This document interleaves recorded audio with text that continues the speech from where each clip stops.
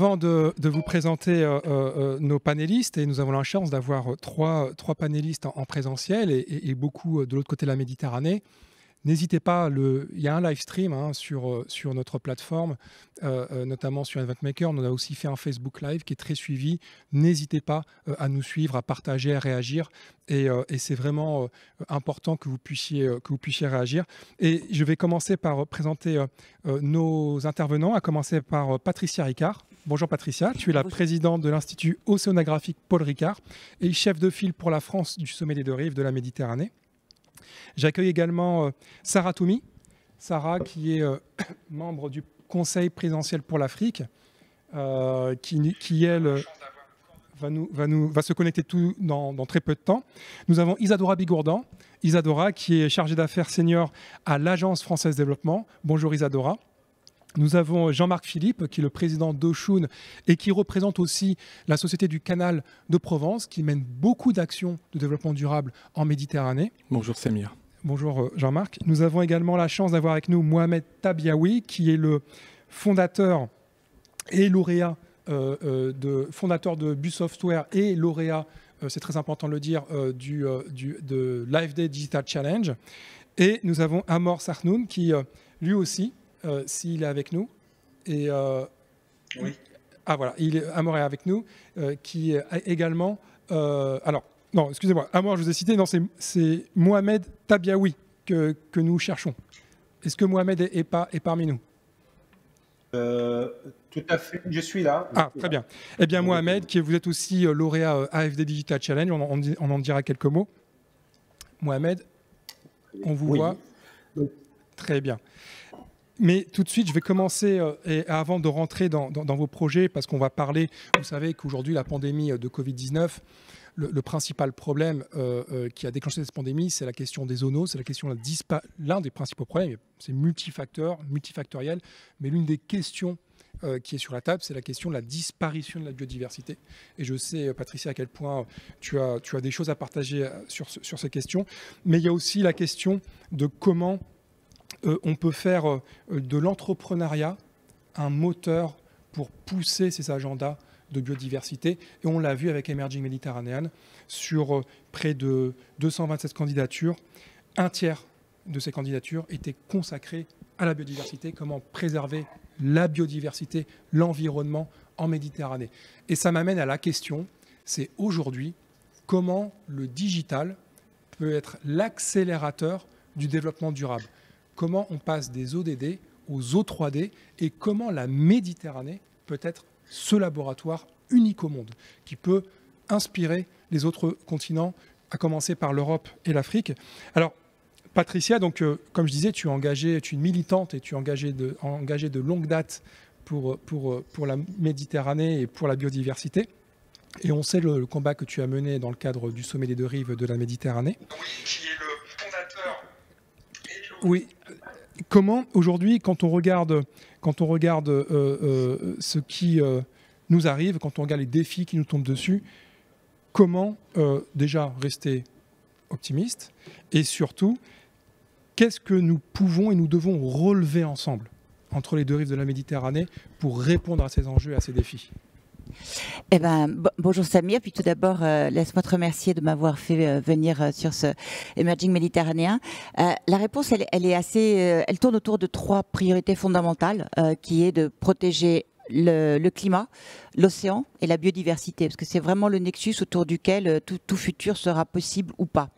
Le digital dans tout ça, c'est très simple, c'est-à-dire que les ODD qui existent depuis 2015, c'est un petit peu le mode d'emploi, un petit peu le chemin à suivre.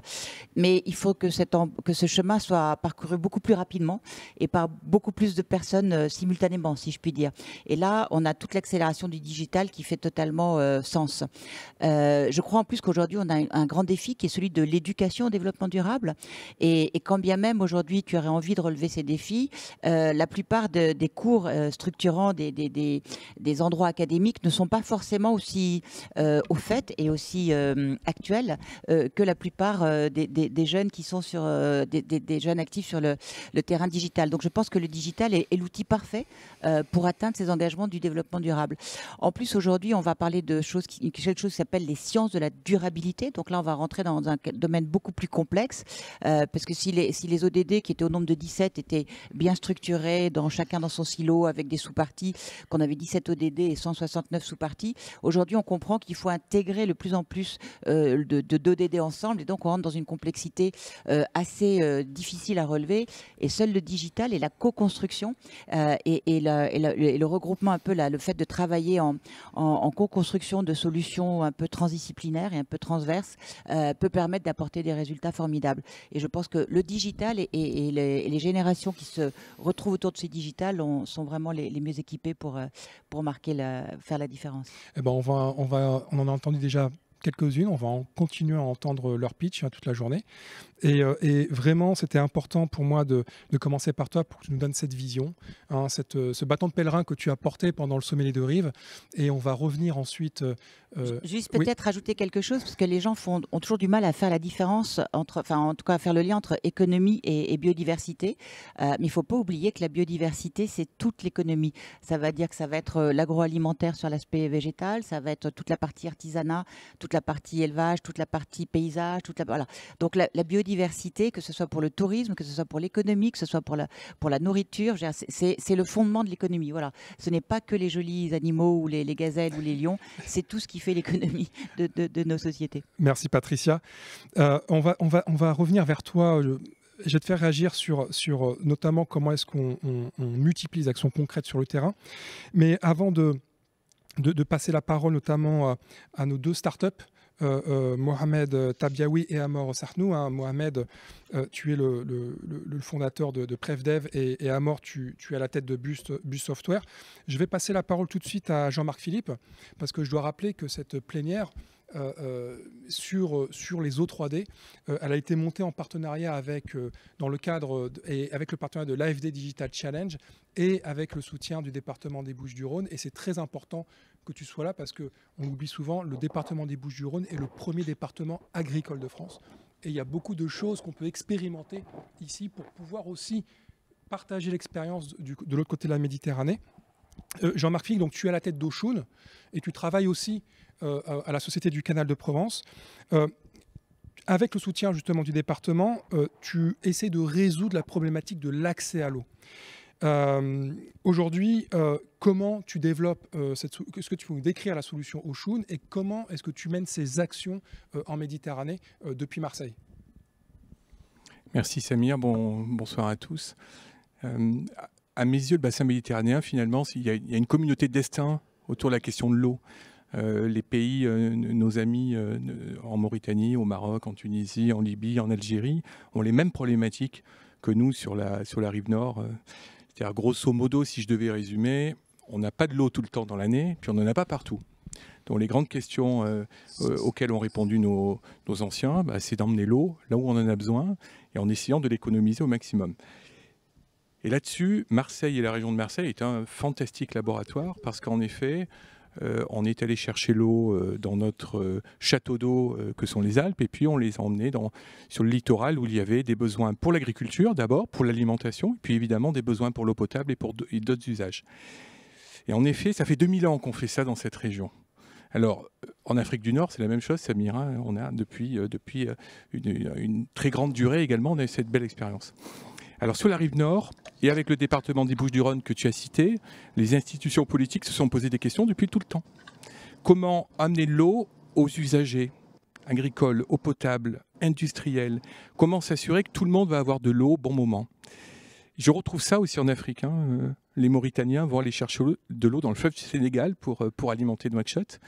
Et au Maroc, en Tunisie ou en Algérie, des exemples fantastiques de transfert d'eau, là encore pour répondre aux besoins. Voilà, donc je voulais insister sur cette communauté de destin. Et puis, peut-être pour répondre à ta question, dire qu'ici, on innove beaucoup sur la rive nord de la Méditerranée. On innove depuis la gestion de l'eau au niveau du bassin versant jusqu'à la parcelle agricole. Comment s'assurer que chaque goutte d'eau va être utile et ne va pas être gaspillée? Et donc les universités, les groupes d'entreprises comme Africa-Link, qui fait le lien entre des PME européennes et puis des PME africaines, toute cette communauté-là se demande comment essayer d'innover au service d'un enjeu majeur qui est l'accès à l'eau. D'ailleurs, j'aime bien parler un peu des 5 doigts de la main, les 5 enjeux, hein, l'eau, l'alimentation, l'énergie. Et puis ça va servir l'éducation et la santé. Donc Patricia parlait de santé tout à l'heure. Voilà, tout ça est excessivement lié. Voilà, et j'ai la chance de travailler sur cette thématique-là. Et puis de faire le lien, tout à l'heure peut-être que je t'en parlerai, de faire le lien sur Oshun et ce qu'on fait en Afrique. Oui. Qui est un peu le reflet de ce qu'on peut faire en rive nord. Je vais revenir justement sur Oshun, parce que c'est une très belle start-up du territoire qui développe beaucoup de belles choses justement sur l'accès à l'eau en Méditerranée, sur la rive sud. Et avant de passer la parole à Isadora Bigourdan, on va tout de suite prendre l'opportunité, parce qu'on a la chance d'avoir Mohamed Tabiaoui et Amor Sarnoun avec nous. Rapidement, tout d'abord vous féliciter parce que avec Bus Software et PrefDev, vous êtes lauréat de l'AFD Digital Challenge. D'ailleurs, Isadora nous en dira quelques mots. Moi, j'ai tout de suite envie de commencer à vous poser à vous deux et vous répondrez. Je vais commencer d'abord par Mohamed. Tiens, est-ce que tu peux nous présenter en quelques mots ta solution et nous expliquer en quoi aujourd'hui ta startup contribue à l'émergence de ce que l'on pourrait peut-être appeler une Smart City méditerranéenne? Merci beaucoup, je suis ravi d'être parmi vous. La solution que j'ai créée est une solution qui fait... Excusez-moi, j'ai l'écho. Est-ce qu'on peut régler ce problème ou je continue quand même? Voilà. Allô? Oui, c'est bon. C'est des joies du direct. C'est en train d'être réglé. Oui, merci. Voilà, donc ma solution s'appelle INDAR. C'est un système de prédiction et d'alerte précoce des inondations. C'est-à-dire le système peut prévoir 48 heures à l'avance des inondations, ce qui permet de donner assez de temps, suffisamment de latitude aux responsables des risques pour prendre un peu les mesures qu'il faut, préparer les équipements qu'il faut pour évacuer, protéger les infrastructures sensibles, etc. Maintenant, ce genre de solution, comment il contribue à développer les smart cities? Une smart city, c'est une ville intelligente qui un peu permet une inclusion, une facilité de vie, qui a des méthodes et des modes de gestion de l'énergie, de transport et la gestion des déchets, par exemple, qui sont optimaux, la ville le fait de façon optimale, intelligente, mais aussi, il faut savoir que la résilience fait partie de ces enjeux. Et quand on dit résilience, ça veut dire sécurité de la ville. Et puis, on rend cette dimension sécurité smart, intelligente, plus on en gagne, plus on assure cette facilité de vie, cette sécurité à l'habitant de la ville, aux citoyens. Donc ma solution INDAR vient un peu renforcer cet aspect sécurité de façon intelligente. Parce que là, les gens sont avertis à l'avance, via le numérique, bien sûr. C'est tout à fait numérique, c'est automatisé de bout en bout. D'autant plus que cette solution peut à un certain moment communiquer avec, par exemple, des voitures, des véhicules. Donc, on est en train de travailler sur ce projet. Donc, les véhicules peuvent savoir si la route est coupée, si ils ne sont pas coupés. Donc, maintenant, la technologie des systèmes d'alerte précoce combinée avec la technologie embarquée, donc on peut faire des choses. Il y a aussi une couche intelligence donc, qui est là et qui permet un peu d'améliorer tous ces aspects, soit en mettant un dialogue intelligent, soit aussi aller chercher d'autres informations complémentaires dans des bases de données structurées honorées et les ramener pour les analyser et donner plus de performance au système. Donc plus de justesse sur le mode prédiction et sur, bien sûr, l'alerte précoce. Donc on va gagner plus de temps. Voilà donc comment ma solution un peu contribue à cette intelligence de la ville ou comme on l'appelle Smart City. Merci beaucoup Mohamed, vraiment c'est très inspirant et tout de suite je me tourne vers Amor avec la société Bus Software. Pour vous Amor, je vais vous poser la même question, en quoi votre solution contribue à l'émergence d'une Smart City méditerranéenne et ensuite on verra avec Isadora comment est-ce que vous êtes aujourd'hui labellisé AFD Digital Challenge, comment est-ce que vous projetez avec cet accompagnement. Mais d'abord, votre vision, si vous voulez nous la partager. Bon, merci et c'est un honneur d'être parmi vous aujourd'hui. Et je m'appelle CEO et de Bus Software. Vous m'entendez, hein?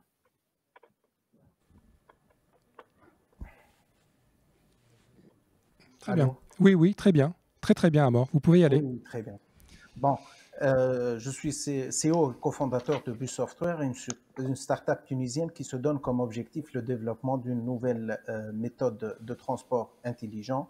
Notre mission est de rendre le sourire aux utilisateurs de transport public. On sait tous qu'on ne peut pas parler de Smart City si on n'inclut pas la notion du transport public comme composante primordiale dans la gestion d'une ville.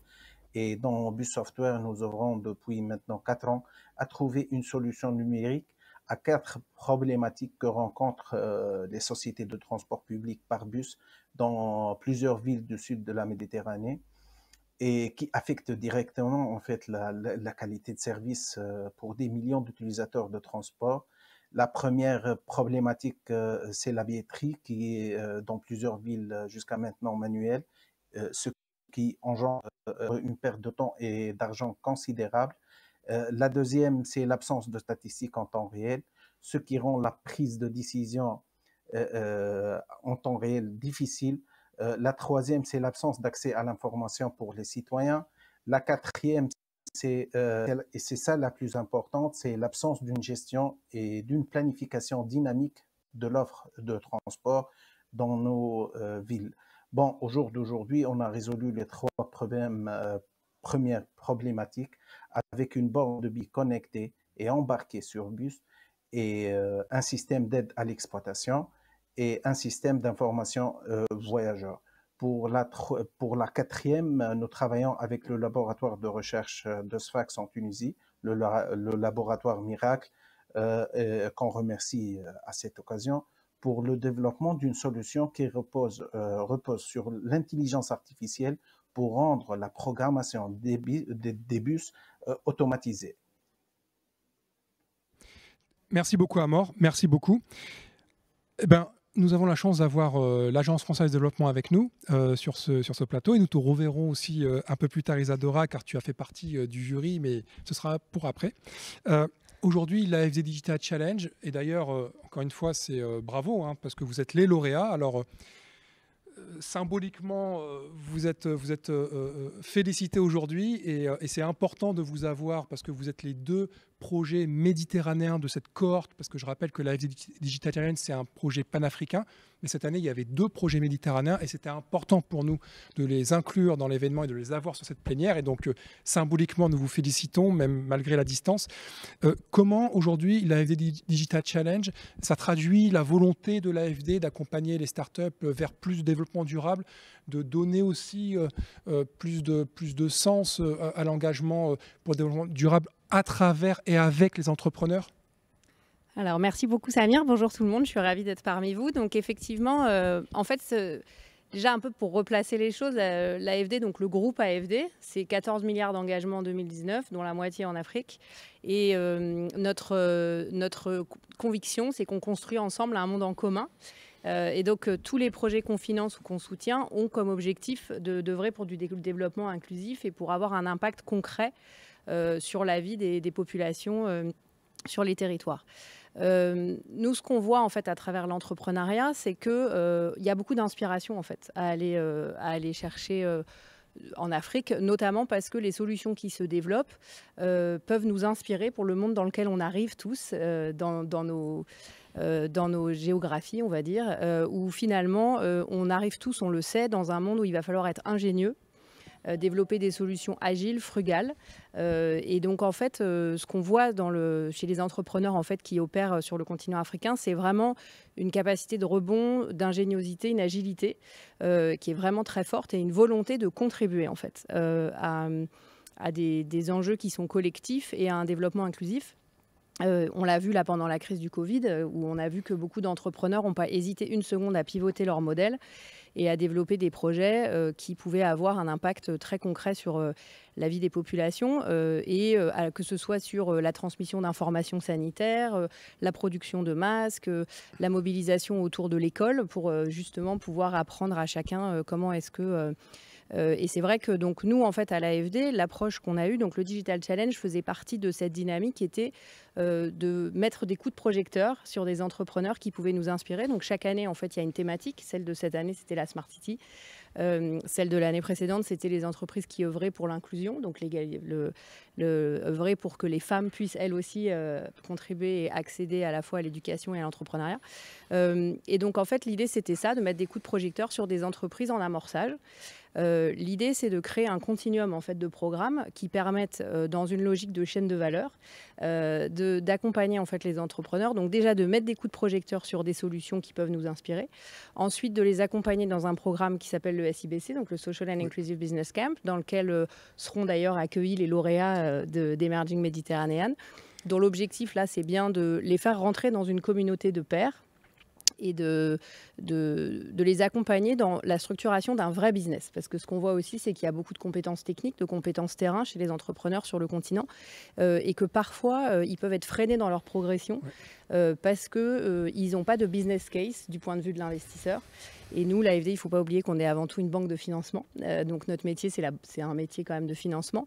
Et donc, on a cette particularité de soutenir à la fois des États, des entrepreneurs, des fonds d'investissement, et donc d'avoir une vision, on va dire, à 360 de ce que peut être un écosystème entrepreneurial. Ensuite, l'idée, c'est de leur proposer des financements, parce que ça reste ça aussi une des conditions. Et puis, dans la perspective que ça devienne des PME et qui génèrent un impact sur le terrain et du développement inclusif. Donc c'est vraiment notre approche. Et donc c'est vrai que ce qu'on voit, c'est qu'à chaque fois qu'on propose ce type de programme et qu'on fait des appels à candidature, la technologie vient toujours au service d'un développement inclusif, d'un service essentiel en fait. Et c'est vrai que j'ai été très marquée notamment par certains lauréats là de ce challenge d'Emerging Mediterranean qui, de manière très intelligente, très ingénieuse en fait, utilisaient les déchets pour faire de la production de services d'entretien. Alors les lauréats, c'est les finalistes. Non, enfin les participants, oui, pardon. Quand je dis les lauréats, c'est ceux qui ont été présélectionnés en fait. Dans ceux qui ont été présélectionnés, je trouve qu'il y avait beaucoup de solutions très ingénieuses dont on pourra utilement nous s'inspirer aussi, parce que finalement, l'idée c'est vraiment de comment est-ce qu'on s'inscrit dans une économie circulaire. Et finalement, c'est un des sujets qui est très important, c'est comment est-ce qu'on raisonne dans un monde fini, où les ressources sont finies, et comment est-ce qu'on remet du vivant. Et donc le vivant, ces entrepreneurs-là, ils partent du vivant, ils s'inspirent du vivant, et ils créent des modèles circulaires et inclusifs. Donc on a beaucoup d'inspiration à aller chercher, on en est convaincus. Et donc pour le Digital Challenge, en fait, c'est vrai que ça s'inscrit dans un continuum de programmes, et nous-mêmes, on apprend à l'AFD, donc on essaye de faire évoluer nos programmes pour que ce soit le plus efficace pour les entrepreneurs et derrière pour les populations, puisque c'est ça notre objectif. Et donc, voilà, l'AFD Digital Challenge, on voit aussi que, de manière concrète, ça a aussi un impact pour booster la visibilité d'initiatives vertes pour les Smart Cities. Et ça peut aussi donner l'opportunité à ces entrepreneurs de pouvoir gagner en visibilité et d'être plus visible vis-à-vis des investisseurs.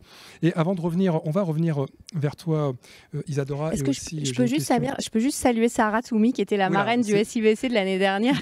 Je ne peux pas terminer sans dire bonjour à Sarah. Merci encore. Tu as devancé mon déroulé. C'était justement vers Sarah Toumi que je voulais me tourner maintenant. Sarah Toumi, tu es la présidente de Acacias for All, et c'est un vrai plaisir de t'avoir avec nous. Tu étais marraine du SIBC 2019, tu étais avec nous à Marseille aussi pour Emerging Valley, et tu es aujourd'hui membre du Conseil présidentiel pour l'Afrique du président de la République Emmanuel Macron. À travers le Conseil présidentiel pour l'Afrique, tu as rencontré beaucoup d'acteurs sur le terrain, sur les sujets d'environnement. J'ai envie de te poser la question, c'est quels sont les projets méditerranéens, je dis bien méditerranéens, qui t'ont le plus inspiré depuis que tu es au CPA, et quelle est quelque part la feuille de route, s'il y en a une, du Conseil présidentiel pour l'Afrique en matière de développement durable? Merci Samir, bonjour à tous et à toutes. Alors, j'entends l'écho, mais je pense que ça va On va régler ça. arrêter. Ravie d'être parmi vous encore cette année. En ligne, vu les conditions, heureusement que le digital est là pour résoudre ces problèmes de connexion entre les êtres humains. Alors, ta question, Samir, sur est-ce que j'ai des chouchous, des préférés dans le monde de l'innovation green méditerranéenne, je n'y répondrai pas en détail pour ne pas faire de jaloux, mais en tout cas, j'y répondrai en disant que, en effet, c'est assez impressionnant, on l'a bien vu pendant la crise, à quel point la Méditerranée a su produire des réponses aux grosses problématiques que l'on s'est posées pendant toute cette période. Et finalement, c'est pas très étonnant puisque la Méditerranée, c'est le creuset de toutes les civilisations et c'est aussi un pont entre les deux rives. Donc, c'est pourquoi Emerging Mediterranean, c'est vraiment un événement, je pense, très important et qui a vraiment toute sa place dans l'écosystème digital.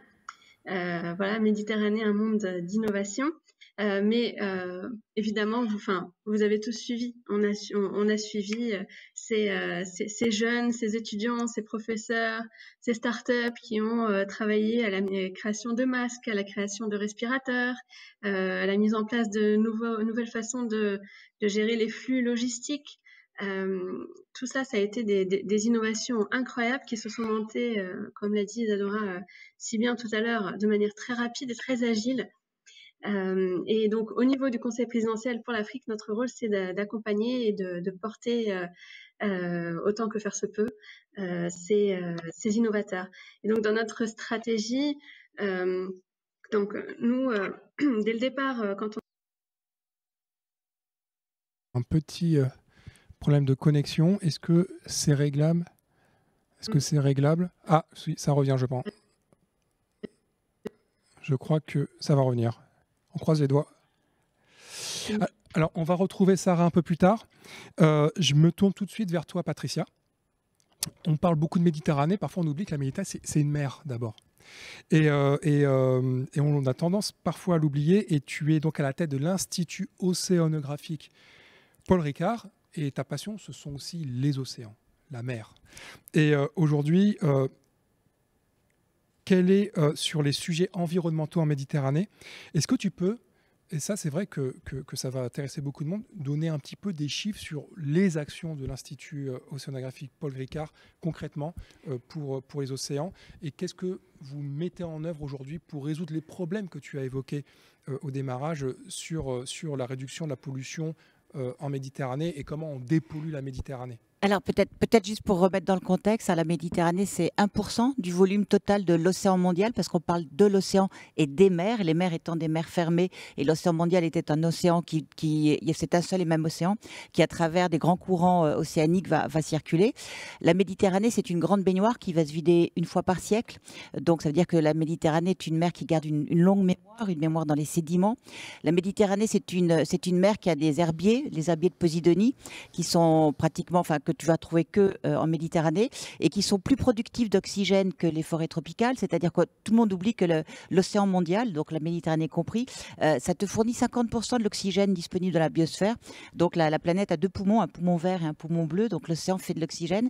La Méditerranée et l'océan vont être des mers et vont absorber la chaleur résiduelle, parce que depuis 200 ans, on relâche beaucoup de chaleur dans l'atmosphère, et s'il n'y avait pas l'océan aujourd'hui qui couvre 71% de la surface du globe, on serait déjà plus 6-5 degrés, c'est-à-dire qu'on serait peut-être plus là, je pense. Voilà. Donc l'océan aujourd'hui, c'est vraiment notre meilleur outil et bouclier contre l'accélération et les impacts du réchauffement climatique. Mais cet océan, il nous rend ce service écosystémique que parce qu'il est vivant. Qu'est-ce qui fait l'oxygène? C'est le plancton et les herbiers et tous les organismes qui vont avoir besoin du carbone pour faire leur organisme. Donc c'est cette notion d'océan vivant et de mer méditerranéenne vivante qu'il faut garder à l'esprit. Alors les enjeux de demain, ils sont très simples. D'abord, il y en a un qui est une réalité que tu vas retrouver des deux côtés, des deux rives, c'est la submersion, puisque aujourd'hui la Méditerranée s'est réchauffée et du fait que de cette accélération du réchauffement de l'atmosphère, on va avoir une dilatation, donc on va avoir des vagues de plus en plus grandes, etc. Donc il va falloir apprendre à faire un petit peu différemment, et il va surtout éviter de tomber dans le piège de faire des grands murs de protection qui ne seront pas toujours la chose la plus intelligente à faire et qui en plus vont accélérer la dégradation de cette biodiversité qui nous fait du bien. Donc il va falloir devoir de toute façon intégrer la biodiversité et la protection des espaces, des écosystèmes lorsqu'on va se protéger, nous, sociétés humaines. Ensuite, il faut faire de la restauration. On peut réparer. Le constat de la pollution, il est fait. Pour les plastiques, il faudrait déjà commencer à arrêter le robinet. Place à l'innovation. Aujourd'hui, on peut faire des bouteilles en papier qui ne sont pas des bouteilles en plastique et qui font le même usage. Donc moi, je crois beaucoup à l'innovation pour arrêter la pollution des plastiques. Attention, il ne faut pas jeter tous les plastiques avec l'eau du bain. Il faut garder une filière plastique parce que c'est le seul endroit où on peut ranger les plastiques qu'on va ramasser. Donc il faut pas enlever tout le plastique. Il faut enlever les mauvais plastiques, les plastiques à usage unique. Mais il faut garder le plastique pour conserver cette filière de recyclage qui va être très utile parce que pour protéger la Méditerranée, il nous faut des grands tuyaux et les tuyaux en PCV, c'est très bien. Donc voilà. Donc en fait, il faut remettre. C'est un grand mécano, la nature, et il faut commencer à remettre tout ça en place. Ensuite, je pense qu'il faut faire très attention à la pêche. La Méditerranée est très surpêchée et aujourd'hui, il y a tellement de façons intelligentes de faire autrement. Par exemple, nous, à l'Institut, on élève des oursins. Les oursins, ça se vend très cher. Il y en a un petit peu de moins en moins parce que c'est facile à ramasser, c'est cher à vendre, c'est bon à manger.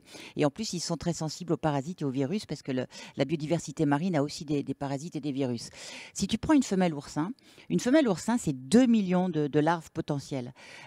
Sauf que dans le milieu, il n'y en a que 2 ou 3 qui vont survivre. Mais si tu fais un élevage d'oursins, tu peux, avec une femelle oursin, tu as 2 millions.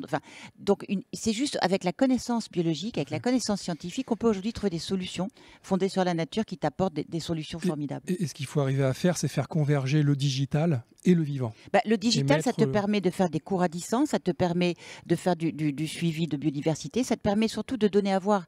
Le problème de notre futur, c'est que les gens sont un peu paniqués, on ne sait pas où aller. Là, on a les objectifs de développement durable, on a des bonnes pratiques partout, on a des gens qui font des innovations formidables et le digital permet à partager ce savoir, mettre en place ces systèmes éducatifs et montrer à voir. C'est l'accélérateur. Donc le digital, c'est voilà. Justement, alors je crois qu'on a retrouvé Sarah. Et Sarah, je vais trop donner la parole, mais avant, parce qu'il y a une transition toute faite et avec cette hauteur de vue que tu nous as apporté aussi, Patricia, avec ton regard sur les océans et le vivant. Et après, je reviens vers toi, Sarah, pour que tu nous parles un peu plus de qu'est-ce que le Conseil présidentiel pour l'Afrique peut faire et peut proposer. J'ai d'abord une question pour Mohamed. Aujourd'hui, et ça a été dit, la relation entre les crises que l'on voit, la crise de la biodiversité, la protection, plutôt la destruction de la biodiversité a favorisé quelque part l'apparition de zoonoses et donc a été un des facteurs, encore une fois c'est du multifactoriel, mais a pu être un des facteurs d'apparition de l'épidémie de la Covid. Concrètement, et à tes yeux, en quoi le digital peut être une carte, une solution concrète pour éviter cette destruction de biodiversité et comment, et là c'est peut-être pour ça que c'était important pour moi de passer à la parole tout de suite, c'est comment on arrive à faire connecter le vivant et le digital, l'atome et le byte, quoi. Comment est-ce qu'on arrive à faire vivre les deux au service de nos vies?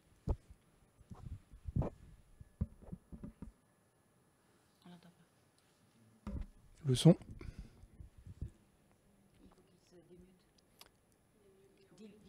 Oui, je crois que vous êtes en muet. C'est ça? Est-ce que vous nous entendez?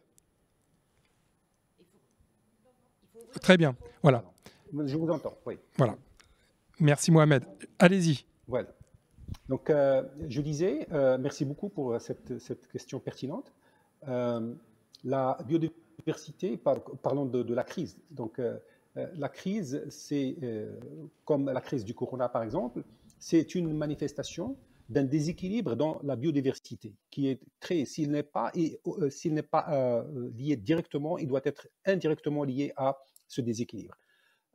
Comme tout le monde, on le sait tous, il y a des chaînes alimentaires, il y a des biotopes, les relations entre les vivants, entre les milieux, sont vraiment des relations complexes.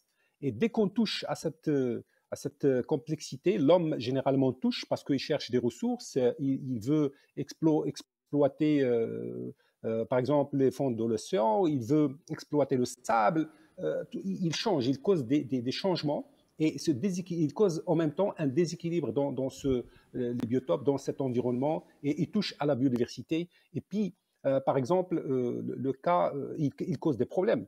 Par exemple, si on fait éteindre, on cause l'extinction d'un rang animal, par exemple, ou d'une espèce, il se trouve qu'une autre espèce va déborder. Il peut s'avérer que cette espèce est porteuse d'un virus ou d'un microbe qui est très néfaste pour l'homme. Donc voilà un peu. Un autre exemple qui illustre cette complexité, c'est par exemple un exemple que j'aime bien, c'est celui des poussières de déchets, un effet incroyable sur l'Amazonie. Par exemple, sur le développement des végétations en Amazonie. Qui peut croire que des tonnes de sable, de poussière, de petites granules pleins de phosphate viennent du désert du Tchad, par exemple, et traversent tout l'océan pour aller se poser sur le sol de l'Amazonie et rapporter un peu ces nutriments qui manquent. Parce que, d'après ce que j'ai lu, cette terre, il manque de certains éléments comme le phosphate, le calcium, le zinc, et puis tous ces nutriments sont ramenés par. Dès qu'on touche au désert, par exemple, on va modifier ce grand cycle. Et la meilleure façon de corriger ces problèmes, c'est d'abord une appréhension, une bonne compréhension de ces différents cycles, de ces relations complexes, etc. Dès qu'on les appréhende, on peut passer à la sensibilisation et à la protection. Donc maintenant, comment le digital va pouvoir contribuer à tout cela? Le digital, c'est une augmentation de nos sens, c'est un prolongement de ce qu'on nous voulons faire. Si par exemple on veut surveiller, le digital le permet à travers les satellites. Si on veut surveiller par exemple une meute de loups, par exemple, dans un espace, on va pouvoir un peu les marquer et la technologie permet de le suivre. Et permet aussi de faire, comme j'ai dit, le comptage de ces espèces.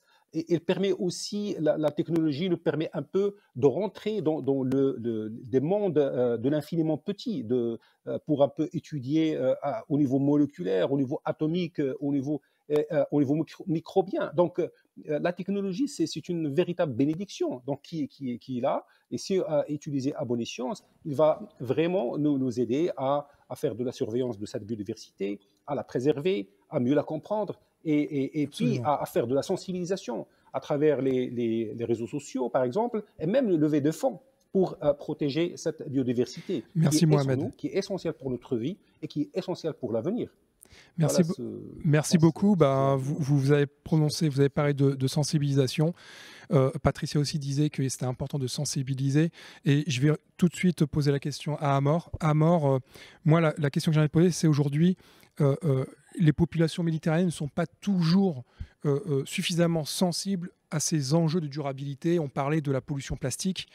Comment, avec le digital, mais aussi à travers votre action entrepreneuriale, comment les entrepreneurs peuvent être les acteurs de l'accélération d'une prise de conscience collective autour des enjeux de développement durable entre nos deux rives de la Méditerranée et comment, là aussi, c'est un peu le titre, les O3D, comment le digital peut accélérer l'atteinte des objectifs du développement durable. Bon, on sait tous que depuis la conférence de l'ONU à Istanbul, en 1996, une démarche bien précise a été développée et qui stipule que le développement durable repose sur 4 piliers majeurs. Le premier, c'est l'environnement, l'optimisation de la consommation énergétique, l'utilisation de l'énergie renouvelable, le recyclage. Le deuxième, c'est l'économie, le développement économique respectueux des milieux naturels d'où proviennent les ressources de base, un changement profond dans la relation économique internationale afin de promouvoir le commerce équitable, l'annulation des dettes des pays pauvres, etc.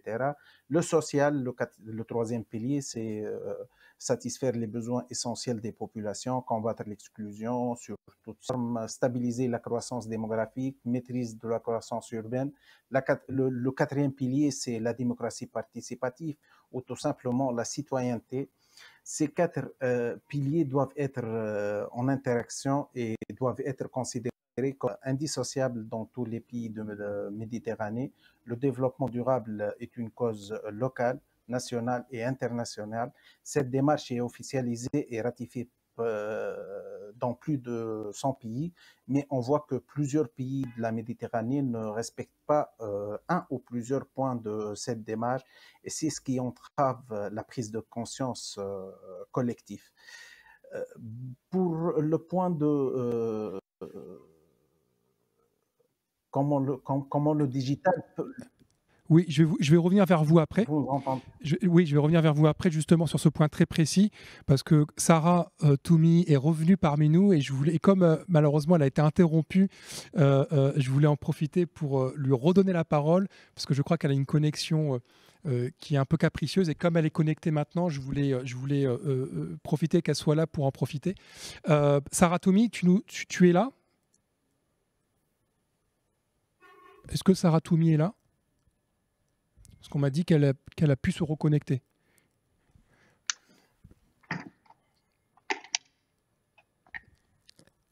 Oui, Sarah. Alors Sarah, ça va être très bref. Tu as été coupée au moment où tu présentais la feuille de route que préparait le Conseil présidentiel pour l'Afrique pour les ODD entre l'Europe, la Méditerranée et l'Afrique. Aujourd'hui, qu'est-ce que peut proposer comment est-ce qu'on peut travailler avec le Conseil présidentiel pour l'Afrique par rapport à notre sujet qui est de faire de la Méditerranée une espèce de laboratoire des solutions pour le développement durable et le digital, quelque part comme accélérateur de ces solutions?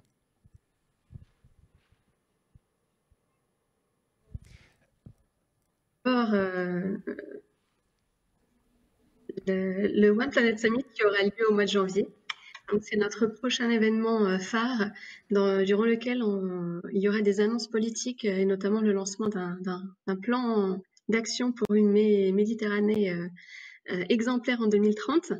Et donc l'idée, c'est d'accompagner à l'échelle du président de la République française évidemment, c'est avec ses homologues méditerranéens de mettre en place des politiques favorables, mais aussi à notre échelle, donc société civile, d'accompagner cette démarche à une échelle plus locale et une échelle des territoires, et donc en proposant des innovations. Et donc le premier rendez-vous, ça sera probablement le sommet des deux rives au mois d'août. Mais avant cela, donc au One Planet Summit, on aura ces annonces politiques. Et également aussi, toujours au One Planet Summit, l'annonce d'une mobilisation sans précédent du secteur privé pour la mise en place de filières agroécologiques. C'est-à-dire que l'ambition que l'on porte, c'est donc toujours à l'échelle des startups, des entreprises, des instituts de recherche et plus généralement des innovateurs. Comment on peut concilier à la fois chaîne de valeur économique rentable dans le domaine de l'agriculture et restauration des écosystèmes et donc séquestration de carbone. Ce sont des annonces qui auront lieu donc le 11 janvier et à laquelle donc je vous invite dès maintenant à suivre sur Twitter la page du One Planet Summit pour pouvoir dès que l'invitation sera lancée vous inscrire et participer activement. Puisque du coup, il y aura l'opportunité de rejoindre le mouvement I Am Africa pour International Agroecological Movement for Africa. Et puis, bien entendu, le grand événement que l'on prépare, c'est le sommet Afrique-France qui aura lieu au mois de juillet et durant lequel on va préparer une mobilisation sur les questions notamment d'entrepreneuriat, d'innovation, de diaspora et d'agriculture. Et donc, en l'occurrence, quand on dit agriculture, dans cette agora, on parle évidemment d'agtech. Et donc, encore une fois, le CPA sera à la disposition des innovateurs et puis évidemment en partenariat avec Emerging Valley et toute l'équipe de Samir pour monter des programmes, pour proposer des idées et pour faire en sorte que les innovateurs méditerranéens soient bien représentés lors de ce sommet Afrique-France. Eh bien, merci Sarah. Donc, rendez-vous est pris. One Planet Summit, Sommet Afrique-France et Sommet les deux rives 2021. Merci pour nous avoir partagé cette vision. Et je vais, avant de revenir sur les lauréats AFD Digital Challenge, Jean-Marc, on a parlé un petit peu de ce que fait Oshun, le traitement de l'eau, de l'irrigation, le relevé de pollution. On voit que les solutions digitales qu'Oshun développe permettent de résoudre, de hacker plusieurs de ces problèmes. Quelles sont aujourd'hui, de ton point de vue avec Oshun, qu'est-ce que tu vois émerger comme grande tendance aujourd'hui dans l'innovation dans l'eau et précisément en Méditerranée?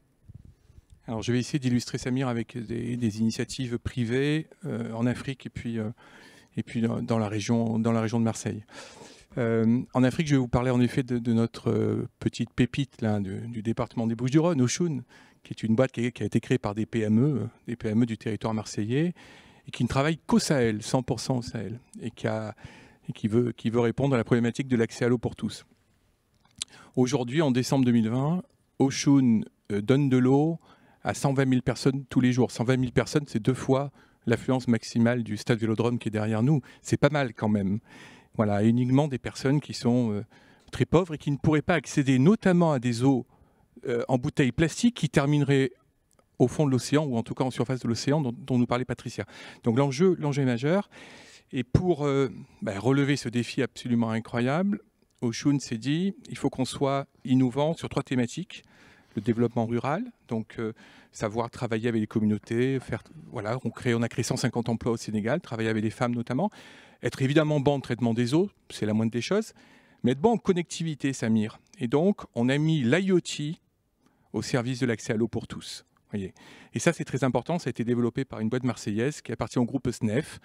Et ça, voilà. Donc ça, c'est ça que je sens, c'est l'innovation, et notamment l'innovation digitale, au service des usages les plus nobles, et notamment l'eau et l'énergie, puisqu'en plus, les kiosques à eau d'Oshun sont tous connectés à l'énergie solaire, donc ils évitent d'utiliser le bois de chauffe pour faire bouillir de l'eau, donc ils évitent d'abîmer l'écosystème forestier. Voilà la tendance au sud. Au nord, je ferai écho à ce que disait Sarah tout à l'heure concernant l'agroécologie. Ce qu'on observe beaucoup dans la région de Marseille, c'est une effervescence d'innovation pour piloter l'irrigation, pour gaspiller beaucoup moins d'eau. Et là, on voit des innovations majeures à l'échelle du bassin versant. Comment récolter de la donnée agro, météorologique, pédologique, la connaissance du sol, et cette donnée en faire une donnée partagée à l'échelle, par exemple, d'un bassin versant depuis les Alpes jusqu'à Marseille.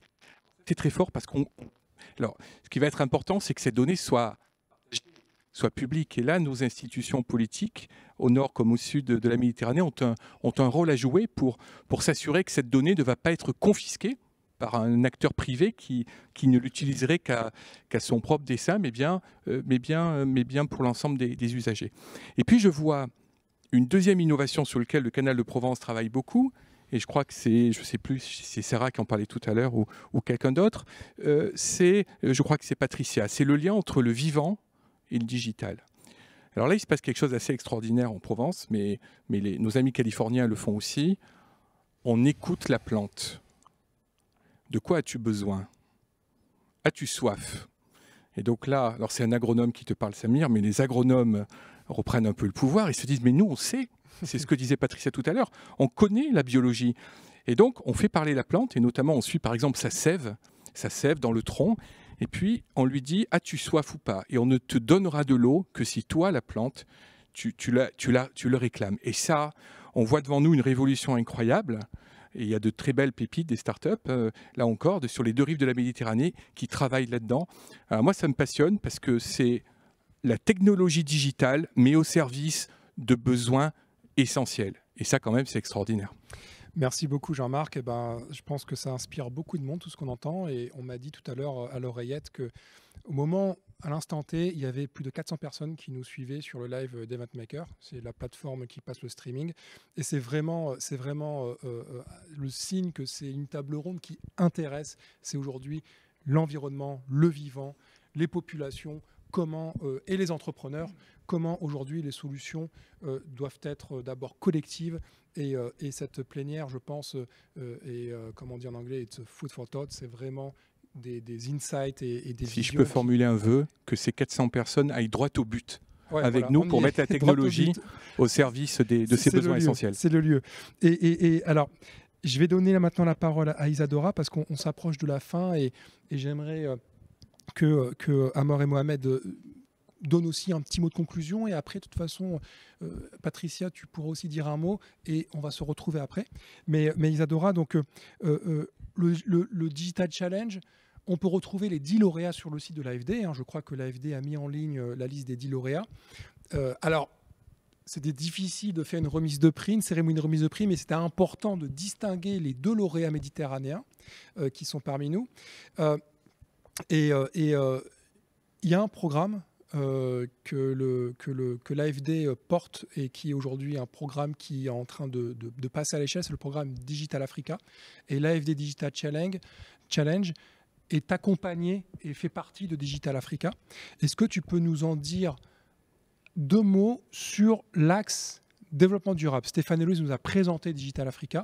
Aujourd'hui, sur le développement durable, qu'est-ce que Digital Africa peut apporter aux innovateurs du développement durable? Et qu'est-ce que toi, aujourd'hui, tu aimerais faire passer comme message à nos 2 lauréats AFD Digital Challenge?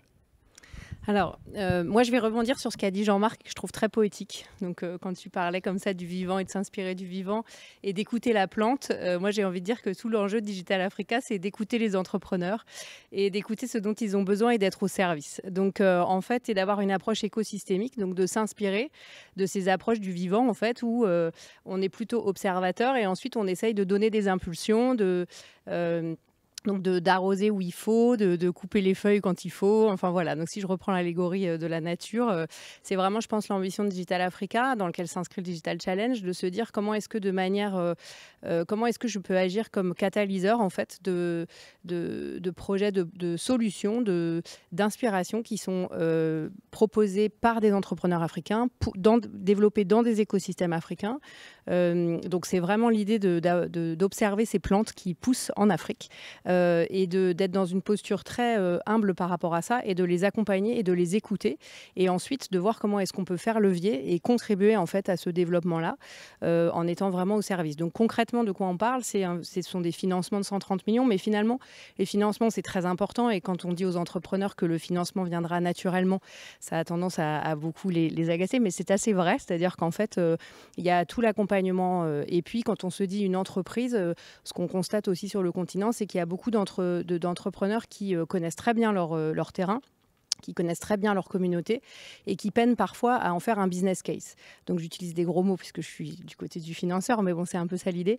Et en fait, toute l'idée, c'est d'en faire quelque chose de durable, en fait, parce que finalement, l'idée, c'est d'amorcer la plante et puis ensuite de la mettre dans les conditions de grandir et de s'épanouir, et puis surtout, après, de nous inspirer. Donc nous, on est vraiment persuadés qu'il y a beaucoup de choses qui s'inventent sur le continent et qu'on a tous intérêt à vraiment observer ce qui se passe et à s'en inspirer.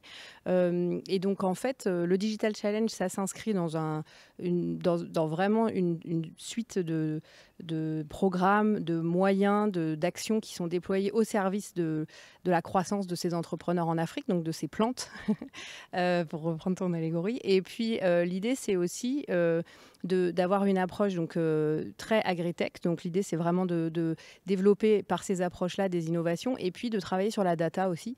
Parce qu'on parle digital, mais en fait, ce qu'on voit en Afrique, c'est que ça invente aussi beaucoup de low-tech et qu'en en fait, il y a beaucoup de low-tech qui sont très puissantes et qui permettent d'avoir des effets de levier très forts sur des développements. Et je terminerai aussi par dire qu'on croit beaucoup aussi à l'effet d'exemplarité, en fait. C'est qu'en fait, à faire émerger des rôles modèles, on fait émerger des vocations.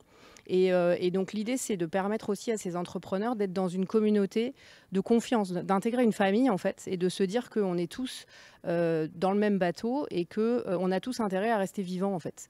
Et que pour faire ça, on doit travailler ensemble dans la même direction et essayer que chacun contribue avec ce qu'il peut faire à ce que l'écosystème soit le plus florissant. je vais filer l'allégorie de la nature, enfin bon, c'est l'idée de la table ronde, mais donc en fait c'est vraiment ça, et Digital Africa, c'est ça l'idée en fait, c'est comment est-ce qu'on peut par une approche écosystémique faire vivre ces initiatives africaines, s'en inspirer et voilà. Donc, très bien.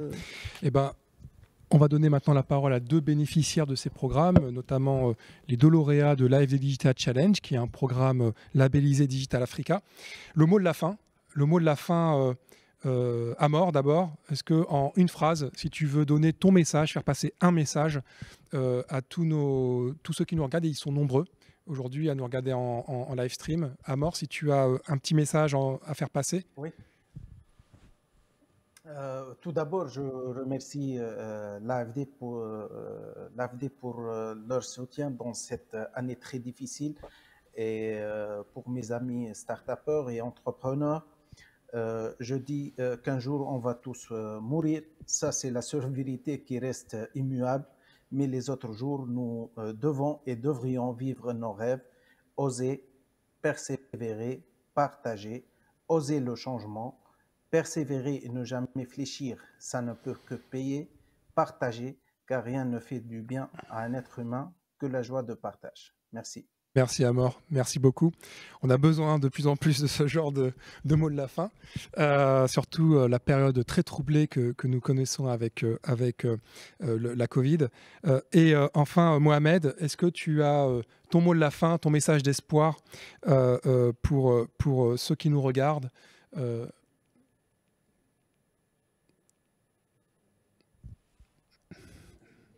Ah oui, il faut que tu remettes ton micro. Ouais. Oui, c'est toujours comme ça. Ouais. Voilà. Merci. Oui. Je profite de cette opportunité. Il y a encore le double son. C'est réglé. Merci. Donc, je tiens à remercier l'AFD pour ce coup de pouce. Les entrepreneurs connaissent ce qu'on appelle la vallée de la mort, ou je dirais les projets connaissent la vallée de la mort. Et si on a la possibilité de dépasser cette vallée de mort, donc on ouvre des perspectives, on a de l'espoir. Dans mon cas, honnêtement, j'ai pu dépasser cette vallée tout en accédant au marché. Actuellement, on a pu, grâce à travers PrevDev, d'avoir un contrat. Et un peu, je le dis franchement, c'est grâce un peu au coup de pouce, accompagnement financier, technique de l'AFD. Donc, ce que je veux dire pour les entrepreneurs, pour ceux qui entreprennent, je dirais l'innovation, même pour les politiciens, l'innovation doit trouver sa vraie place dans la gouvernance, dans les projets, dans les quotas, dans les financements, parce que l'innovation, c'est les shortcuts, c'est la solution à beaucoup de problèmes. Là où il y a un problème, il y a une opportunité, et c'est l'entrepreneur, c'est l'innovateur qui va trouver ce lien entre le problème et la solution. Donc, il faut encourager l'innovation. Pour ceux qui n'ont pas encore osé de faire de l'innovation, il faut qu'ils osent. C'est beaucoup de création de valeur, c'est création de chaînes de valeur. Donc, c'est fantastique, c'est formidable. Merci. Sans parler des sensations et des émotions que ça nous laisse. Et merci. Je rejoins mon ami de Tunisie, Sahnoun, il faut laisser son empreinte. C'est très important. Nous sommes de passage et il faut laisser son empreinte. Les gens ont laissé des choses pour nous et on doit faire de même. Donc, assurer cette continuité pour les générations futures. Donc, du moins, par la préservation de nos ressources, par la création de solutions intelligentes, mais aussi pour créer le bien-être et la joie autour de nous. Merci beaucoup, Mohamed. Merci beaucoup. On en a besoin aussi d'entendre ce genre de mots de la fin. Et bien entendu, Sarah, en 1 minute, parce qu'on est en retard, mais je te donne 1 minute, parce que vraiment, c'est important de t'entendre. Quel message tu veux faire passer? Le message, c'est il faut avoir une stratégie de communication dès le départ quand on lance un projet. Et je pense que du coup, mon conseil déjà, c'est postuler au Social Inclusive Business Camp, inscrivez-vous sur Digital Africa, inscrivez-vous dans les événements d'Emerging Valley pour être au courant de ce qui se passe, suivre les tendances, ça c'est essentiel.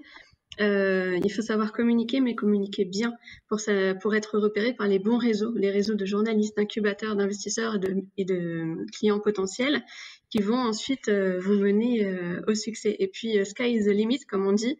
Si on ne trouve pas les ressources adéquates dans son pays, je sais que parfois c'est compliqué. Moi-même, je suis franco-tunisienne, alors je sais ce que c'est en Tunisie. Quand on veut développer des innovations, parfois c'est pas facile. Eh bien, il ne faut pas hésiter à aller chercher ailleurs. La Méditerranée et le monde sont ouverts et si on ne trouve pas chaussures à son pied dans son pays, eh bien, il existera certainement ailleurs. Voilà, bon courage à tous. Merci Sarah, merci beaucoup.